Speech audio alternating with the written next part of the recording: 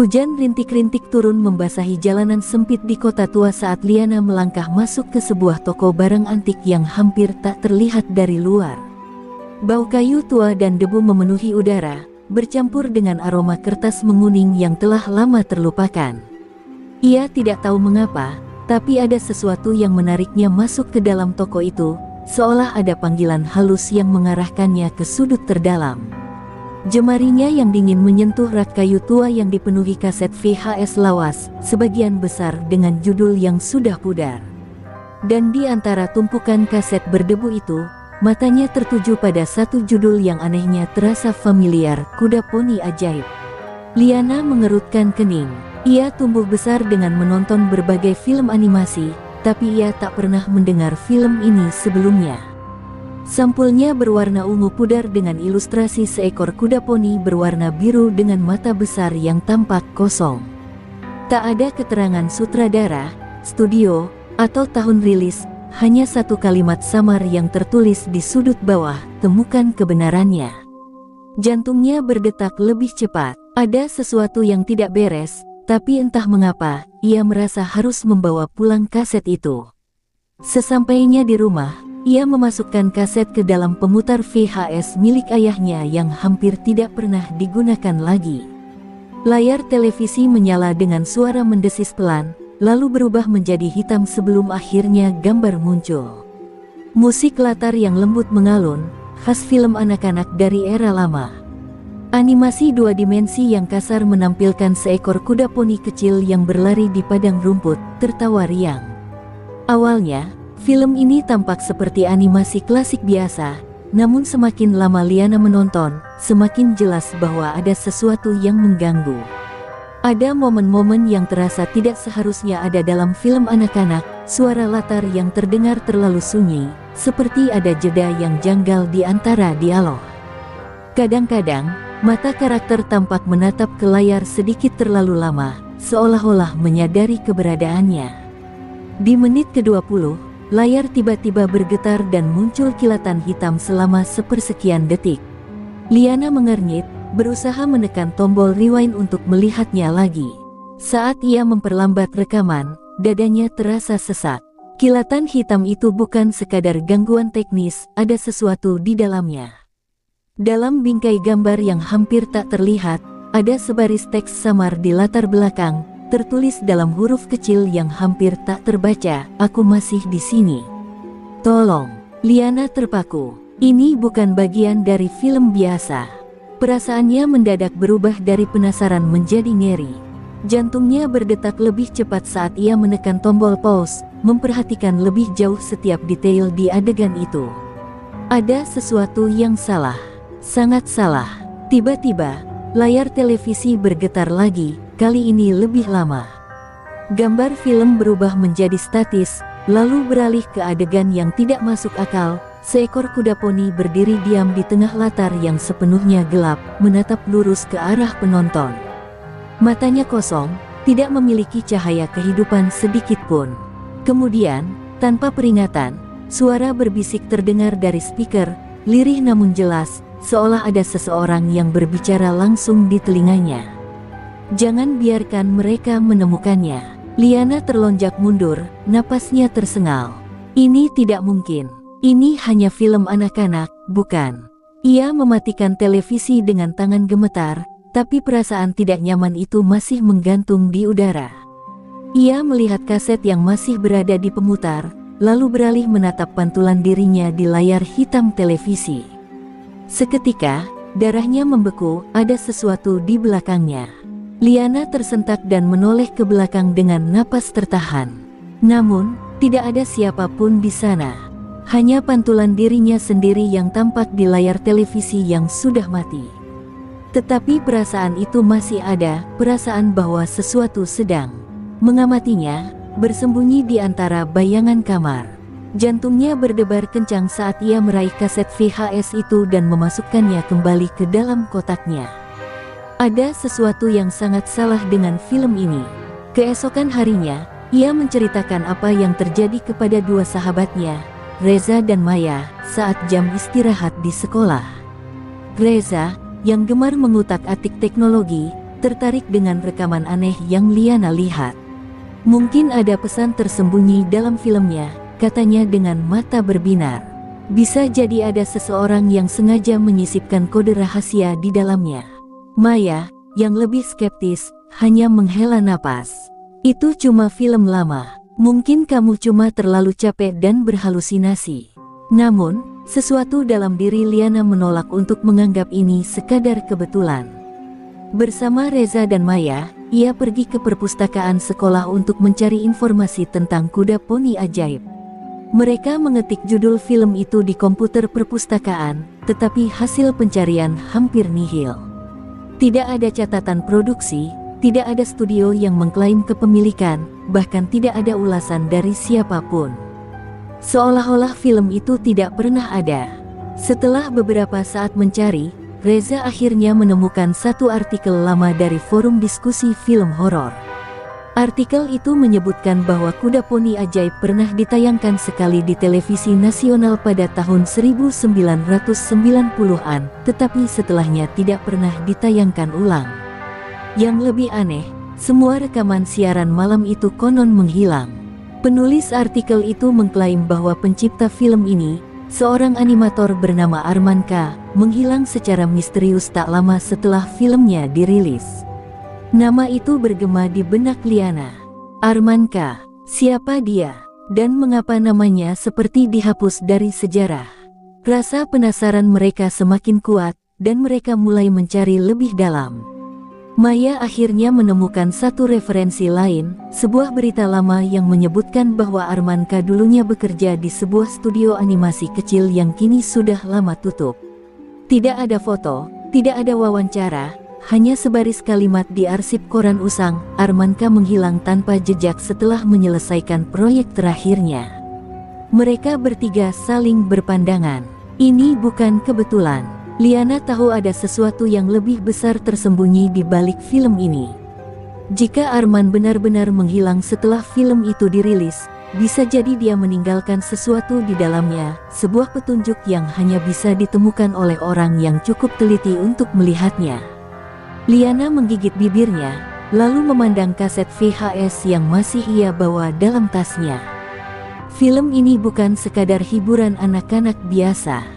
Ada sesuatu yang lebih dalam, lebih gelap, tersembunyi di dalamnya. Dan entah mengapa, ia merasa bahwa ini baru permulaan dari sesuatu yang jauh lebih berbahaya. Di sudut ruangan perpustakaan yang sunyi, sebuah komputer yang mereka gunakan tiba-tiba mati sendiri, layarnya berkedip-kedip sebelum berubah menjadi hitam pekat. Dan di dalam refleksi layar itu, untuk sesaat, Liana kembali melihat sesuatu, bayangan samar dari sepasang mata yang menatapnya dari dalam kegelapan. Malam itu, Liana duduk sendirian di kamarnya, cahaya dari layar laptop menerangi wajahnya yang penuh konsentrasi. Kaset kuda poni ajaib tergeletak di meja, seolah-olah menantangnya untuk kembali menontonnya. Perasaan takut masih menghantuinya, tetapi rasa penasaran yang lebih kuat mendorongnya untuk mencari tahu lebih jauh. Jika memang ada sesuatu yang disembunyikan dalam film ini, ia harus menemukannya. Ia menghubungi Reza lewat panggilan video. "Aku butuh bantuanmu. Kita harus memeriksa setiap detik film ini," katanya dengan nada serius. Reza, yang sudah menyiapkan perangkat lunaknya, mengangguk. "Aku bisa memperlambat dan menstabilkan gambar yang berkedip tadi. Kita lihat apakah ada sesuatu yang tersembunyi di sana." Dengan hati-hati, ia mengunggah rekaman film itu ke komputernya dan mulai menganalisis setiap frame yang mencurigakan. Saat mereka memperlambat adegan yang berkedip di menit ke-20, sesuatu yang aneh mulai terlihat. Di balik latar langit dalam film, ada sebaris teks yang sebelumnya tak terlihat oleh mata telanjang. Tulisan itu tampak pudar, seperti sengaja disamarkan oleh seseorang. Dengan sedikit pengeditan, perlahan kata-kata itu mulai terbaca. Mereka mengambilnya. "Aku masih di sini, tolong." Liana merasakan bulu kuduknya meremang. Siapa yang menulis ini? Apakah ini dari Arman? Gumamnya. Reza menelan ludah. Jika benar, berarti dia sengaja meninggalkan pesan di dalam film ini. Tapi, siapa yang dia maksud dengan mereka? Maya, yang baru saja bergabung dalam panggilan video, tiba-tiba membelalak. Guys, lihat adegan berikutnya. Mereka mempercepat video ke menit ke-22, dan apa yang mereka temukan membuat napas mereka tercekat. Dalam satu frame yang hanya muncul selama sepersekian detik, ada gambar sesuatu yang tidak seharusnya ada di film anak-anak. Di balik bayangan pepohonan, samar-samar terlihat siluet sosok tinggi dengan mata kosong yang menatap langsung ke arah penonton. Wajahnya tidak memiliki fitur yang jelas, hanya dua lubang hitam besar di tempat matanya seharusnya berada. Liana mundur dari layar, tubuhnya gemetar. "Apa ini?" bisiknya. Tidak ada yang berbicara selama beberapa detik. Hanya suara dengungan komputer yang terdengar di latar belakang. Maya akhirnya memecah keheningan dengan suara pelan, nyaris berbisik. Kalau Arman memang meninggalkan pesan ini, mungkin dia tahu sesuatu yang seharusnya tidak diketahui orang lain. Liana menggigit bibirnya. Semakin mereka menggali, semakin dalam mereka tenggelam dalam misteri yang terasa lebih besar dari sekadar film yang hilang. Ia melihat kembali kaset yang masih ada di meja, perasaan tidak nyaman merayapi dirinya. Jika Arman benar-benar menghilang setelah membuat film ini, mungkinkah sesuatu atau seseorang mencoba membungkamnya? Di luar kamar Liana, angin bertiup pelan, meniupkan suara gemerisik yang hampir terdengar seperti bisikan. Dan untuk pertama kalinya, Liana mulai merasa bahwa ia bukan satu-satunya yang berada di dalam ruangan itu. Hujan deras mengguyur kota saat Liana, Reza, dan Maya berjalan tergesa-gesa menuju sebuah rumah tua di pinggiran kota. Mereka akhirnya menemukan satu-satunya orang yang masih hidup dari tim animator kuda poni ajaib, seorang pria tua bernama Pak Herman. Rumahnya kecil dan tampak usang, dengan jendela tertutup rapat seolah pemiliknya tidak ingin siapapun melihat ke dalam. Liana mengetuk pintu kayu yang sudah rapuh itu, jantungnya berdebar tak menentu. Beberapa saat tidak ada jawaban, tetapi kemudian suara langkah kaki terdengar mendekat. Pintu terbuka sedikit, memperlihatkan sepasang mata tua yang penuh kewaspadaan. "Kami tidak menjual apapun," kata suara berat dari dalam. "Kami tidak ingin membeli apa-apa, Pak. Kami hanya ingin bertanya tentang kuda poni ajaib," ucap Liana dengan hati-hati. Mendengar nama itu, ekspresi Pak Herman langsung berubah. Matanya melebar, lalu dengan gerakan cepat, ia menarik mereka masuk dan menutup pintu dengan keras.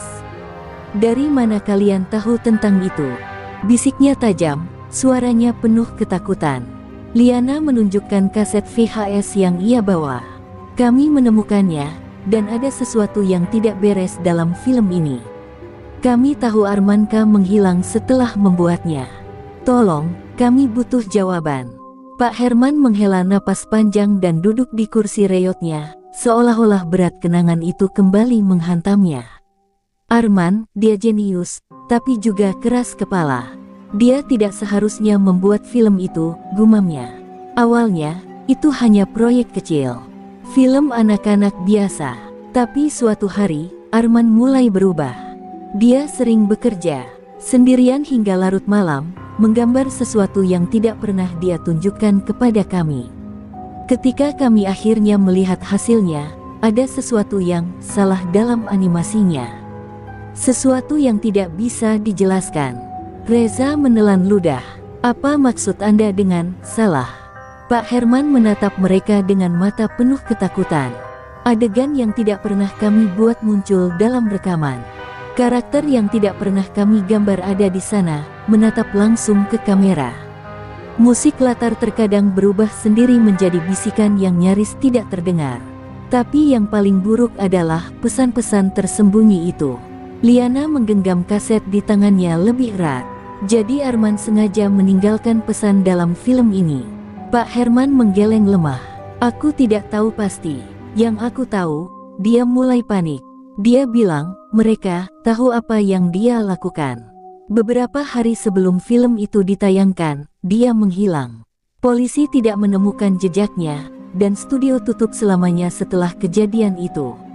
Sejak saat itu, Siapapun yang mencoba mencari tahu tentang film ini selalu mendapat masalah.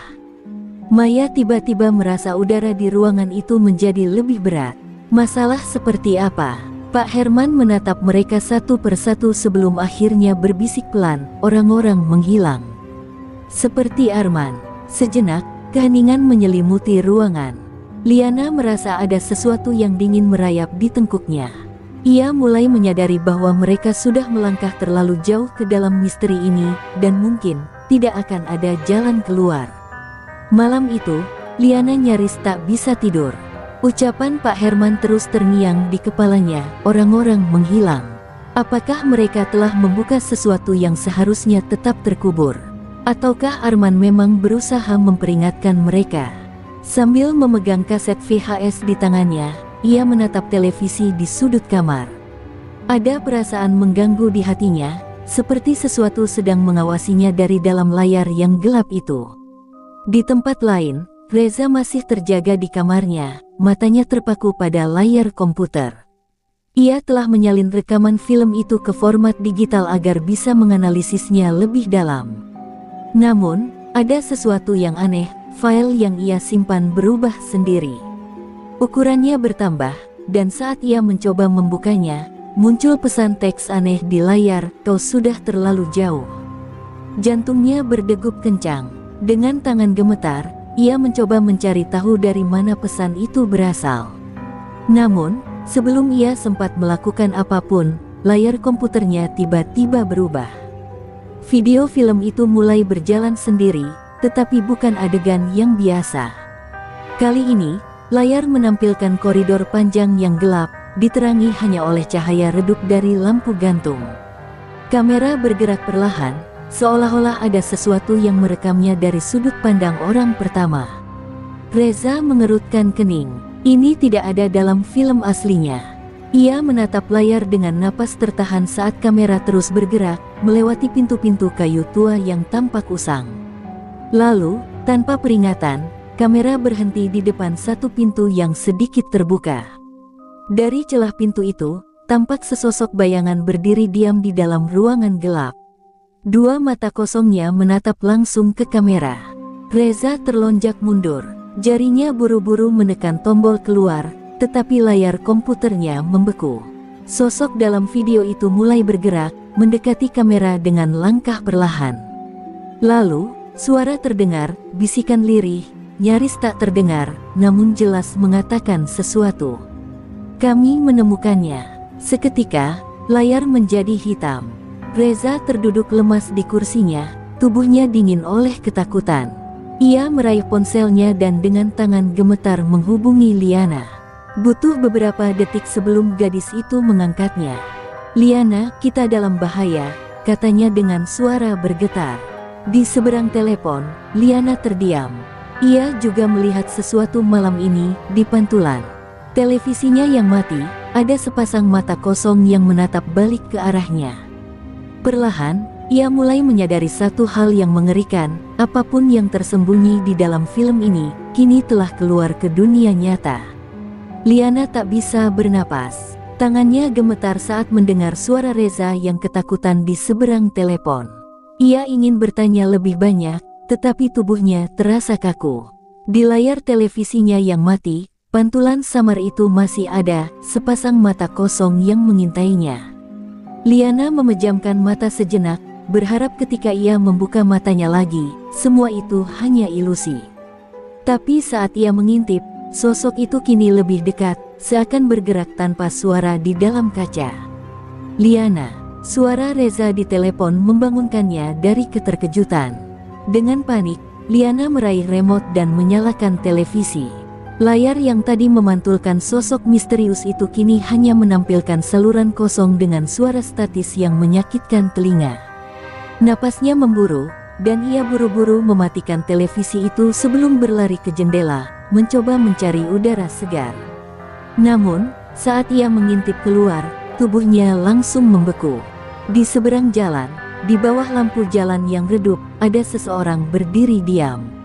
Tubuhnya kurus dan tinggi, mengenakan pakaian hitam yang hampir menyatu dengan malam. Tapi yang paling mengerikan adalah wajahnya, tidak ada mata, tidak ada hidung, hanya permukaan kulit pucat tanpa ekspresi. Sosok itu tak bergerak, hanya berdiri di sana, menghadap langsung ke jendela kamar Liana. Liana buru-buru menarik tirai dan mundur dengan napas terengah. Ia merasa tubuhnya menggigil, bukan hanya karena ketakutan, tetapi karena sebuah perasaan aneh yang kini merayapi pikirannya. Ia tahu betul sosok itu bukan manusia biasa.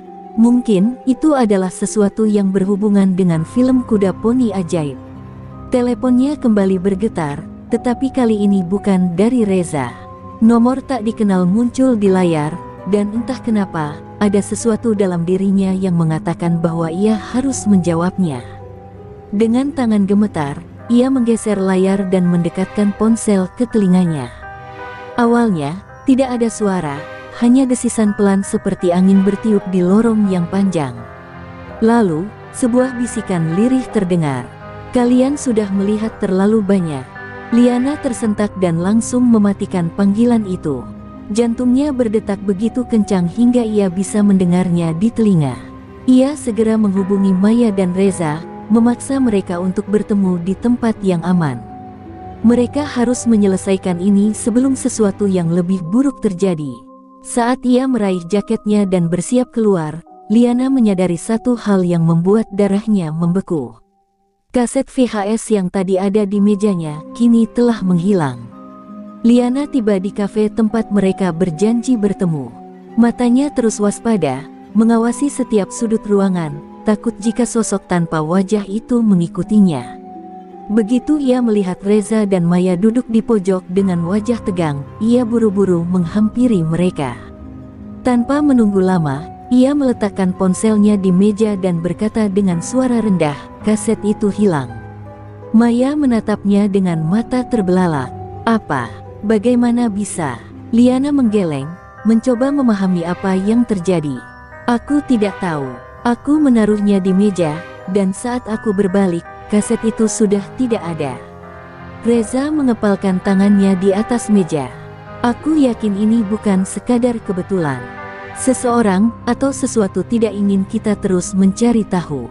Maya menggigit bibirnya, lalu mengeluarkan laptopnya. "Aku menemukan sesuatu," katanya pelan, membuka sebuah artikel lama yang ia temukan di arsip berita digital.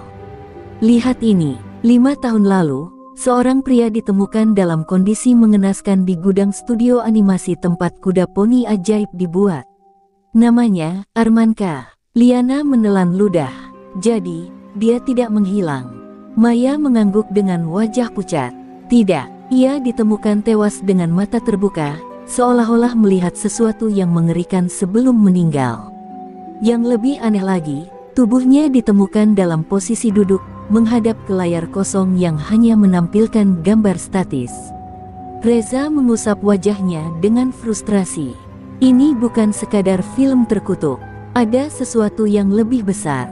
Arman mungkin mencoba memperingatkan kita lewat pesan-pesan tersembunyi itu, tapi dia sendiri tidak bisa lari dari apapun yang mengintainya." Liana merasakan dingin menjalar ke seluruh tubuhnya.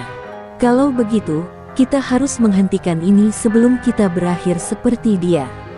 Namun, sebelum mereka bisa merencanakan langkah berikutnya, ponsel Reza tiba-tiba bergetar di meja. Layar menunjukkan panggilan masuk dari nomor tak dikenal.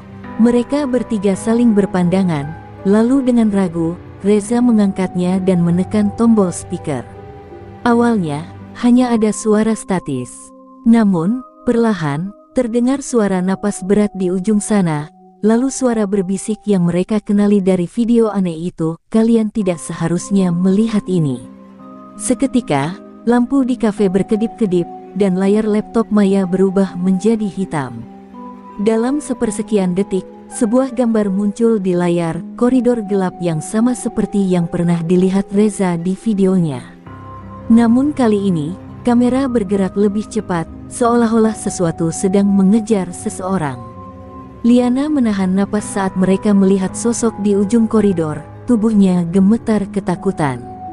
Itu Arman. Matanya penuh ketakutan, bibirnya bergerak seperti ingin mengatakan sesuatu. Lalu, Sebelum mereka sempat mencerna apa yang terjadi, layar berkedip, dan gambar terakhir yang terlihat adalah sepasang mata kosong yang menatap langsung ke arah mereka. Panggilan pun terputus. Liana, Reza, dan Maya terduduk membisu, tubuh mereka membeku dalam ketakutan. Udara di dalam kafe yang semula terasa hangat kini terasa dingin menusuk. Suara statis yang bergema dari laptop Maya masih terngiang di telinga mereka, meski layar kini telah kembali gelap. "Apa yang baru saja kita lihat?" bisik Maya dengan suara bergetar. Reza menelan ludah, wajahnya pucat pasi. "Itu Arman. Dia mencoba mengatakan sesuatu kepada kita," katanya, menatap layar laptop yang kini mati total. Tapi, sesuatu menghentikannya. Liana menggigit bibirnya, berusaha memahami semua ini. "Kalau ini memang peringatan terakhir, kita harus menghancurkan film itu. Kita harus menutup semua jejaknya sebelum sesuatu yang lebih buruk terjadi." Namun, sebelum mereka bisa bertindak, ponsel Liana tiba-tiba bergetar lagi. Kali ini, layar menunjukkan pesan teks dari nomor yang tidak dikenal. Dengan tangan gemetar, ia membuka pesan itu. Sudah terlambat. Hanya 2 kata, tetapi cukup untuk membuat napasnya tercekat. Tiba-tiba, lampu di kafe mulai berkedip-kedip, diikuti suara berderak dari speaker yang ada di sudut ruangan. Pelanggan lain mulai menyadari ada yang tidak beres, beberapa dari mereka beranjak keluar. Namun, saat Maya menoleh ke jendela, ia tersentak. "Astaga, lihat itu!" Di luar, sosok tanpa wajah yang Liana lihat tadi kini berdiri tepat di trotoar, tubuhnya lebih tinggi dari yang mereka kira. Wajahnya yang tanpa ekspresi menatap langsung ke arah mereka, meskipun ia tidak memiliki mata. Sosok itu tidak bergerak, tetapi kehadirannya cukup untuk membuat udara di sekitar mereka terasa begitu berat, seolah-olah waktu melambat. Liana tidak ingin menunggu lebih lama. "Kita harus pergi sekarang." Ia menarik tangan Reza dan Maya, berlari keluar dari kafe. Saat mereka melewati pintu, suara gemuruh terdengar dari dalam, seperti ada sesuatu yang menghancurkan bagian dalam bangunan itu. Liana menoleh sejenak dan melihat layar laptop Maya yang tiba-tiba menyala kembali, menampilkan video baru. Video itu memperlihatkan mereka bertiga, tepat di depan kafe, dalam sudut pandang seseorang yang merekam mereka dari kejauhan. Jantung mereka hampir berhenti berdetak. Ini bukan lagi sekadar misteri. Ini adalah jebakan yang telah dipersiapkan sejak awal. Dengan panik, mereka berlari menyusuri jalan, mencoba mencari tempat berlindung. Namun, di setiap sudut, di setiap pantulan kaca dan jendela toko, sosok itu selalu ada, menatap mereka tanpa ekspresi, semakin dekat. Liana menyadari bahwa tidak ada tempat yang aman. Tidak ada cara untuk melarikan diri. Apapun yang telah mereka bangkitkan dari film itu kini telah keluar ke dunia nyata, dan mereka adalah bagian dari ceritanya sekarang. Mungkin, sejak awal, mereka sudah menjadi bagian dari film ini. Tamat.